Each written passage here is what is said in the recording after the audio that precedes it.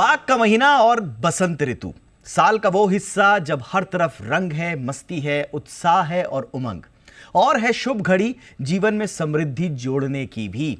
इसीलिए property plus का ये खास एपिसोड समर्पित है हमारे उन दर्शकों के लिए जो प्रॉपर्टी में निवेश के जरिए अपने जीवन में समृद्धि के रंग भरना चाहते हैं। आज की इस यात्रा में हमारे साथ है खास मेहमान। स्वागत कीजिए आशीष कुकरेजा का, जो है एमडी होम्सफाई। स्वागत है आशीष जी आपका हमारे शो पर।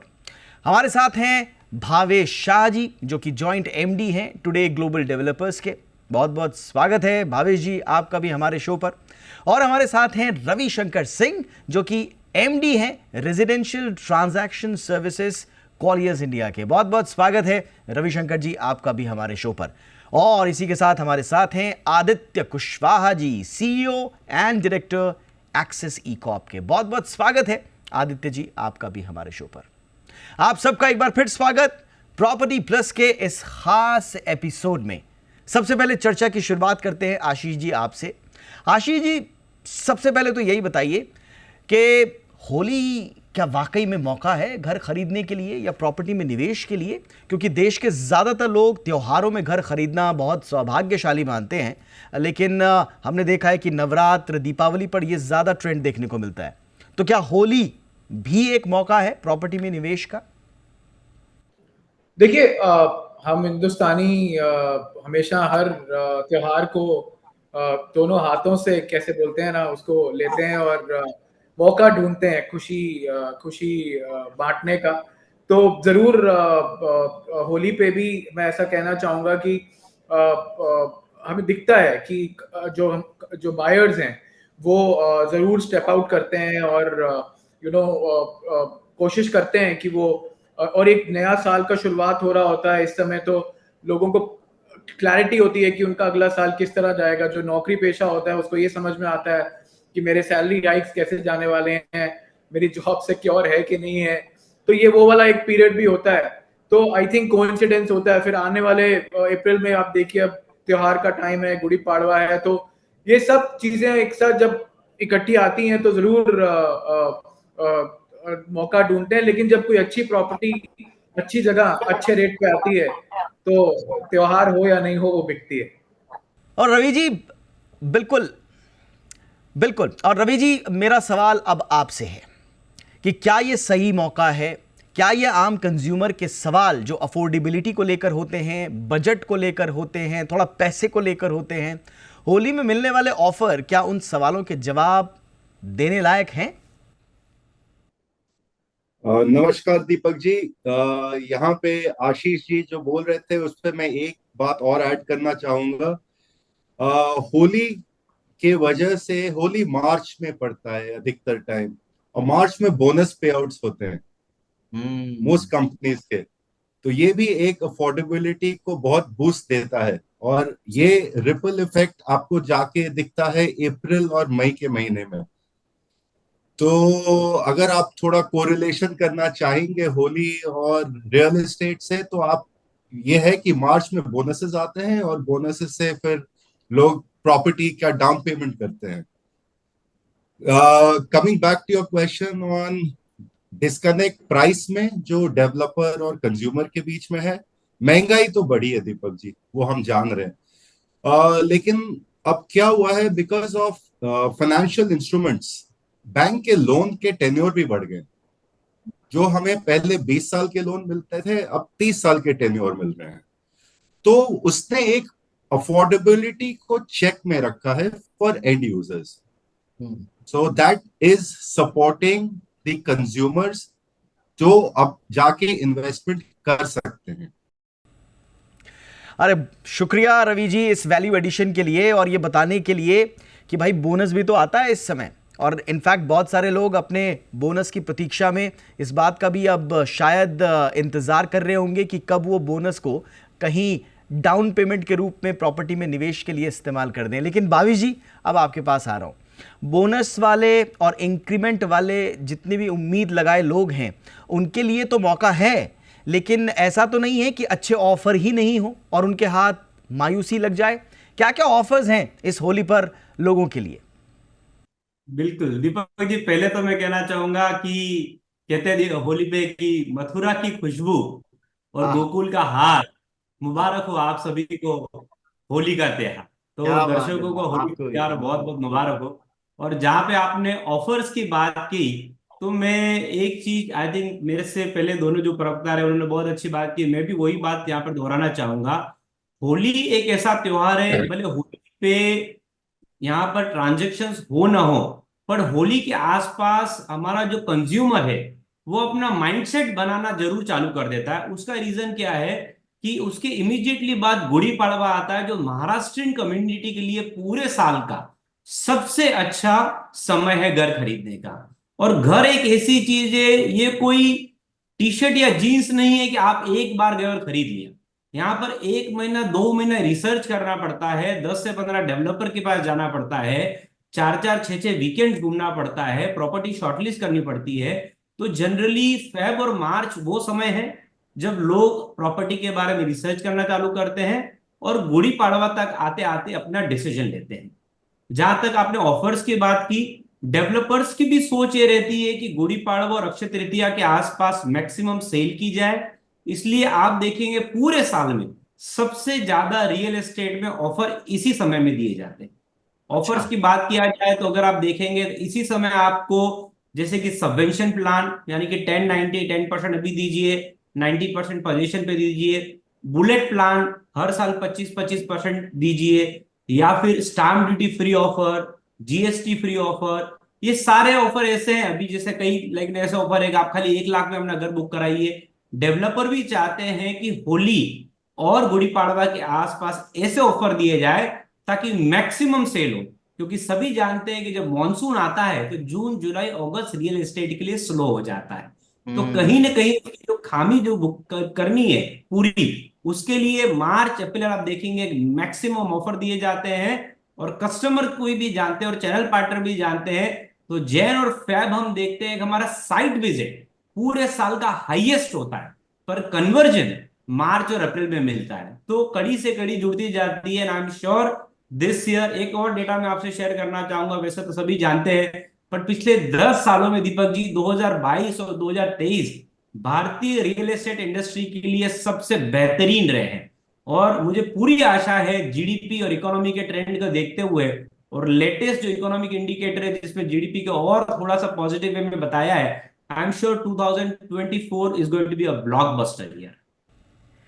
भाई वाकई में, इनफैक्ट जो हमारी जीडीपी और पर कैपिटा को लेकर जो प्रोजेक्शंस हैं, जो ट्रैजेक्टरी है, वो बहुत पॉजिटिव हैं। पूरी दुनिया के जितने भी एस्टिमेट्स हैं, पूरी दुनिया में जितने भी अब तक के फोकास्ट हैं, वो बड़ी शानदार हैं। हर कोई कह रहा है कि साहब भारत में एक रिवोल्यूशन आने वाला है, फिनेंशियल, लोगों के हाथ में पैसा आ रहा है और लोगों की पर कैपिटा इनकम भी लगातार बढ़ती जा रही है। लेकिन आदित्य जी, मेरा सवाल फिर वही रहेगा कि क्या होली अच्छा मौका है? क्योंकि देखा जाए तो 40% के आसपास भारतीय त्योहारों पर घर खरीदना चाहते हैं, और होली भी ऐसा ही मौका है जब स्पिरिचुअल सिंबॉलिज्म के हवाले से, एस्ट्रोलॉजिकल अलाइनमेंट के हिसाब से भी देखें, और परंपरागत रूप से आ, एक टाइम ऑनर्ड प्रैक्टिस भी रही है।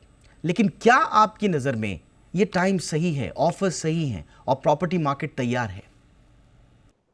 सर, इसमें कोई दोराय नहीं है कि जो है, जो होली का फेस्टिवल चल रहा है, अभी पूरा माहौल है।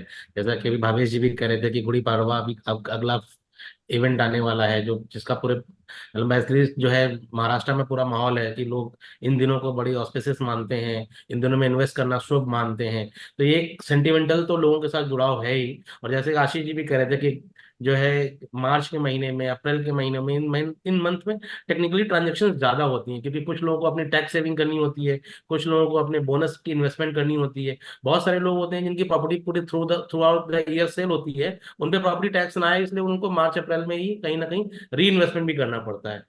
तो ये एक ऐसा सिनेरियो है जहां पर होली चल रही है, गुड़ी पड़वा आ रही है, रमजान के 5 महीने चल रहे हैं, मार्च की क्लोजिंग चल रही है। तो एक ऐसा मिक्सचर है जहां पर लोगों के सेंटिमेंट्स भी जुड़े हुए हैं और फाइनेंशियल पॉकेट भी अलाउ कर रही है। तो इन सब चीजों को देखते हुए, वैसे तो developer through out the year कोई ना कोई स्कीम लेके आते ही रहते हैं, बट कहीं ना कहीं जो ये डेज चल रहे हैं, ठीक है, जो जो यू नो जो कहीं ना कहीं स्पिरिचुअल भी हैं और फाइनेंशियल भी लोगों के पास अभी पॉकेट में फंड है, और उनको भी कहीं ना कहीं लगता है कि हमें इन्वेस्ट करना चाहिए, तो डेवलपर्स इसके लिए डेफिनेटली अलग अलग स्कीम आप कहीं भी देख लें, आप नोएडा गुड़गांव देख लें, आप बैंगलोर देख लें, महाराष्ट्र के जो मतलब जो पुणे देख लें, ठीक है, इन सब सिटीज में कहीं हर डेवलपर्स के पास कोई ना कोई स्कीम्स चल रही हैं जो कस्टमर्स के फ्रेंडली हैं। बैंक्स की भी स्कीम चल रही हैं, जैसे कि आवाज जी कह रहे थे, आजकल अभी सबवेंशन स्कीम फिर से एक्टिव हो गई है, बीच में सबवेंशन स्कीम का क्रेज खत्म हो गया था, ठीक है। तो जो है इस तरीके की स्कीम्स फिर से बैंक्स भी लेके आ गए हैं, 30 ईयर का प्लान लेके आ गए हैं, तो वो भी कहीं ना कहीं कंज्यूमर फ्रेंडली प्रोग्राम चल रहे हैं बैंक की तरफ से भी और डेवलपर्स की तरफ से भी, जिसका रुझान मार्केट को देखने को मिल रहा है। बिल्कुल सही कहा आपने। टैक्स के लिहाज से भी देखें, साइकोलॉजिकली देखें तो ये मौका होता है निवेश के बारे में थोड़ा सा जागरूकता का, लोग सोचते भी हैं। ताज़ा ताज़ा टैक्स कटा होता है, नौकरी पेशा लोगों की तो सैलरी कट के आती है फरवरी मार्च की, तो उन्हें भी निवेश की अहमियत का पता चलता है। लेकिन आशीष जी, आपके पास आ रहा हूँ, भारत में कुल मिला के चल क्या रहा है, ये स्टोरी क्या कह रही है इंडिया की, कैसे ट्रेंड है प्रॉपर्टी खरीद के, इंटरनेशनल ब्रांड्स वगैरह भी आ रहे हैं, इकोनॉमिक एक्टिविटीज़ बढ़ रही हैं, तो कमर्शियल प्रॉपर्टी में रेंटल इनकम की तरफ झुकाव है या फिर खुद का घर ज़्यादा लोग ले रहे हैं? देखिए, भारतीयों के लिए रियल एस्टेट हमेशा से ही एक बहुत इंपॉर्टेंट एसेट क्लास रही है। कोई ऐसा मध्य वर्ग घर नहीं होगा जहाँ पे रियल एस्टेट एक बहुत बड़ा परसेंटेज लेके नहीं होगा उनके पोर्टफोलियो में। और अब इतने सालों की गिरावट बोल लीजिए या एक जो थमा हुआ था सेक्टर, अब चला है, तो सब अब कोशिश कर रहे हैं कि उसमें पार्टिसिपेट करें। चाहे मैं अपग्रेड करना चाहता हूँ, मैं 2 से 3 में जाना चाहता हूँ, 3 से 4 में जाना चाहता हूँ, और या मैं अपना इन्वेस्टमेंट जैसे आपने बोला उसमें जाना चाहता हूँ। तो हर तरह के लोग हैं हर मार्केट में। जिस तरीके से मैं बॉम्बे में हूँ, जिस तरीके से मुलुंड बिहेव करता है उस तरीके से थाने बिहेव नहीं करता, जिस तरीके से पवई बिहेव करता है उस तरीके से चेंबूर बिहेव नहीं करता। हर मार्केट में अपने अपने प्रोफाइल के अपॉर्चुनिटीज हैं और बायर्स हैं और कस्टमर्स हैं। लेकिन डेफिनेटली मैं ये कहना चाहूंगा कि जब इकोनॉमी स्ट्रांग होती है, अंडर करंट स्ट्रांग होता है, जब आज का जो नया कंज्यूमर है, जो यंग कंज्यूमर है, वो अब कोविड के बाद उसको अपना घर चाहिए। ये एक बहुत बड़ा शिफ्ट था। हमने बहुत बात करी है इसके बारे में, लेकिन जो नौजवान लोग या फिर जो कहते थे कि नहीं अभी हम अपना घर बाद में लेंगे, अभी मस्ती करना है, मौज करना है, आज की दुनिया में वो लोग कहते हैं नहीं पहले घर लेते हैं, घर लेना इंपॉर्टेंट है हमारे लिए। वही एक बहुत बड़ा सेगमेंट है और मैं पूरा दिन बात कर सकता हूँ इस बारे में। I think real estate sector की जो एक शुरुआत है वो अभी बस, मैं ऐसा बोलता हूँ कि वो एक अर्ली जो ये साइकिल है वो पहले फेज में है, और ये साइकिल इस बार थोड़ी अच्छी और लंबी दिखती है दीपक।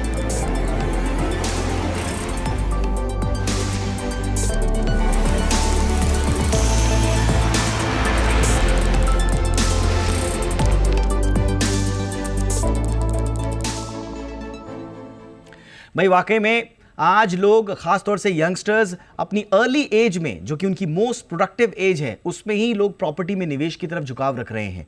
लेकिन रवि जी, कहां और किन किन जगहों की तरफ लोगों का रुझान है? मेरा कहने का मतलब ये है कि प्रॉपर्टी मार्केट के कौन से हॉट स्पॉट नए बनकर उभर रहे हैं देश में। कोई कहता है गोवा बन रहा है, कोई कहता है अहमदाबाद और उसके आसपास, कुछ लोग टियर 2 टियर 3 शहरों की बात करते हैं। तो आपकी नज़र में जो इमर्जिंग हॉटस्पॉट्स हैं वो कहां बन रहे हैं? Deepak ji, extremely good question I must say, लेकिन इसका आंसर इतना सिंपल नहीं है। अभी ये ट्रेंड पूरे देश में देखा जा रहा है। ओके, क्या हो रहा है कि एक टर्म है रैपिड अर्बनाइजेशन, वो पूरे कंट्री वाइड क्रीपिंग कर रहा है। तो लोग गांव से टियर 3 सिटीज में आ रहे हैं, टियर 3 सिटीज से वाले टियर 2 में अपग्रेड कर रहे हैं, और टियर 2 वाले मेट्रो में अपग्रेड कर रहे हैं। So this is the movement जो पूरे कंट्री वाइड आज के दिन में, it's an established movement which is fuelling the real estate demand across the country. और दूसरी बात यह है कि लोग जो है डिसरप्शन से थक गए। आज के दिन में अगर आप रेंट पे हैं, आपका रेंट हर साल 10% से बढ़ रहा है। उसके बाद देयर आर सम मार्केट जहां पे ओपन मार्केट कॉन्ट्रैक्ट्स हैं, जहां पे escalation will be determined at market value. So there is no certainty on आपका अगले साल रेंट क्या होगा. Plus the headache of moving after every 11 months, finding a new house, paying brokerage. With work from home concept now, लोग चाह रहे हैं कि एक परमानेंट एस्टैब्लिशमेंट हो जो एक अच्छा ट्रांसपोर्टेशन सिस्टम से कनेक्टेड हो, जहां से मैं ऑफिस अप एंड डाउन हफ्ते में 2-3 बार कर सकूं विदाउट एनी प्रॉब्लम. तो that is giving the boost to the peripheral areas around the established cities. वाकई में इंफ्रास्ट्रक्चर की आपने बहुत महत्वपूर्ण बात कही, और भावेश जी, मुंबई में ही ऐसा इंफ्रा का एक बड़ा एक्शन अटल सेतु के रूप में हमने देखा.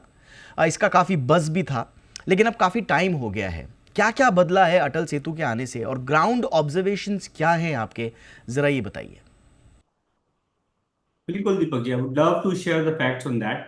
तो जैसा कि सभी जानते हैं कि अटल सेतु 12 जनवरी को माननीय मोदी जी द्वारा चालू किया गया, एंड एक महीने बाद जब MMRDA ने उसका डेटा शेयर किया, तो it was a very happy signal for everybody कि एक महीने में ऑलमोस्ट 8 लाख व्हीकल्स ने उसके ऊपर ट्रैवल किया, यानी पर डे ऑलमोस्ट 30,000 व्हीकल. उस ब्रिज की कैपेसिटी 70,000 व्हीकल पर डे की है, यानी पहले महीने में ऑलमोस्ट 45% कैपेसिटी पे वो ब्रिज यूज हो रहा है. जब हम लोगों ने रियल एस्टेट के इम्पैक्ट की बात की, तो हम लोगों के पनवेल में प्रोजेक्ट्स है जहां पर वो ब्रिज सबसे पास पड़ता है. तो जब हम लोगों ने फेब एंड में हमारा डेटा स्टडी किया, तो it was a very happy surprise कि पहले ही महीने में जो विजिट थे, I am not talking about conversion, जो साइट विजिट थे साउथ बॉम्बे से, वो 40% इंक्रीज हुए. यानी जैसे ही ब्रिज खुला, ऑटोमेटिकली लोगों ने यहाँ के मार्केट के प्रति उत्सुकता बताई, लोगों ने जानकारी लेनी चाहिए, और फेब एंड तक जो साइट विजिट थे साउथ बॉम्बे से 40% इंक्रीज हुए. कन्वर्जन आते आते मुझे ऐसा लगता है कि और 2-3 महीने लगेंगे, because these are the people who are still researching. But एक क्लाइंट का स्टोरी मैं जरूर शेयर करना चाहूंगा, because I happen to be on the site that day, और एक क्लाइंट ने वहां पर 1+1 BHK का जोड़ी खरीदा साउथ बॉम्बे से. मैंने उससे कन्वर्सेशन में पूछा कि what is the reason behind it. उसने बोला, सर आपके यहाँ पर 1+1 BHK का जोड़ी मुझे 1 करोड़ में मिल रहा है, यानी इससे 3 BHK. मैं 3 BHK बॉम्बे में जिंदगी में कभी 1 करोड़ में नहीं खरीद पाऊंगा. मेरा ऑलरेडी बॉम्बे में एक घर है. For me this is an investment opportunity, जिसको अभी मैं रखकर 5 साल के लिए I am going to rest over this. इसका मतलब लोग उस तरह के हैं, दोनों तरह के लोग हैं. कुछ ऐसे हैं जो यहां पर आकर 1 BHK से अपग्रेड करके 2 और 3 BHK में रहना चाहते हैं, और कुछ ऐसे लोग हैं जो बॉम्बे की लाइफस्टाइल से बहुत खुश है, बट वहां पर अच्छा इन्वेस्टमेंट अपॉर्चुनिटी नहीं होने की वजह से नवी मुंबई में इन्वेस्ट करना चाहते हैं, क्योंकि उनको पता है कि अटल सेतु की वजह से और फ्यूचर में जो एयरपोर्ट आ रहा है उसकी वजह से definitely prices are going to increase. Again I would like to make it clear, prices are not going to double overnight. पर ये वो क्लाइंट है जो समझदार क्लाइंट है, और जो 3 से 5 साल का होराइजन लेके चल रहे हैं इन्वेस्टमेंट. तो Atal Setu is definitely going to be a boon for Navi Mumbai. बिल्कुल, ये ज़रूरी भी था हम रियलिटी चेक करें और फॉलो अप लें इसका. लोग हमसे पूछते भी हैं. Thanks for that insight. और अब आदित्य, आपके पास आ रहा हूं सीधे सवाल के साथ कि इस होली, अगली होली अपने घर में मनाने का मौका है, तो होली क्यों बड़ा मौका है और क्यों ले ले इस होली पर अपना घर? देखिए, लास्ट 2 ईयर से जो रियल एस्टेट का ट्रेंड है, ठीक है, वो बहुत ही ज्यादा एग्रेसिव हो रखा है. ठीक है, 6 महीने पहले जो लोगों ने रियल एस्टेट में इन्वेस्ट नहीं किया, आज उनकी प्राइस में कम से कम 20% का करेक्शन आ चुका है. बीइंग एनी सिटी, आप कहीं पर भी देख लीजिए, 15 से 20% का एप्रिसिएशन एवरी 6 मंथ में ग्रोन अप चल रहा है. तो अगर अगली होली तक किसी कोई वेट कर रहा है, और जो इस समय लुभावने ऑफर चल रहे हैं, being March, being Holi, being Gudi Padwa, being Ramzan, all these scenarios को देखते हुए जब ये ऑफर्स चल रहे हैं, इस समय लोगों के लिए इन्वेस्टमेंट करने की अच्छी अपॉर्चुनिटी है. इस समय अगर इन्वेस्ट नहीं करते, क्योंकि सब जगह प्राइस अप्रिशिएट कर रहा है. आप एनी सिटी, मतलब आप बैंगलोर और जो है हैदराबाद में देख लें, तो 30%, 6 मंथ में 30% ग्रोन अप. अच्छा आदित्य जी, ऐसा तो नहीं है कि बरसात का वेट करने की लोग सोच रहे हों, क्योंकि ये भी माना जाता है कि बरसात में प्रॉपर्टी के रेट थोड़ा सा कम हो जाते हैं, तो ऐसा तो नहीं है कि लोग वेट करने लगेंगे? सर, अभी फिलहाल रियल एस्टेट में ऐसा चल नहीं रहा है. मतलब इट्स नॉट लाइक दैट कि जो है कि वेट करना आ जाए, बट क्योंकि जो है रेडी टू मूव प्रोजेक्ट में डिमांड भी बढ़ गई है और अंडर तो कंस्ट्रक्शन प्रोजेक्ट में भी डिमांड बढ़ गई है। पहले अभी एक साल पहले रेडी टू मूव प्रोडक्ट की डिमांड ज्यादा थी, बट अभी अंडर डेवलपमेंट और रेडी टू मूव दोनों में ही इक्वल सिनेरियोज देखने को मिल रहे हैं। यानी जो वेट करेगा वो लेट हो जाएगा। फिलहाल हिंदुस्तान में प्रॉपर्टी मार्केट की कहानी यही कह रही है। हम तो भाई यही दुआ करेंगे कि ये होली आप सबके जीवन में समृद्धि लाए, तरक्की लेकर आए, आपके घर लेने के सपने पूरे हों और आप हर साल अपने घर में अपनों के बीच में मनाएं होली और बायर बिल्डर हर कोई आगे बढ़े। बहुत बहुत शुक्रिया आप तीनों का वक्त निकालने के लिए। आशीष जी बहुत बहुत धन्यवाद, भावेश जी बहुत बहुत धन्यवाद, रवि जी और आदित्य जी आपको एक बार फिर से शुभ होली। नमस्कार।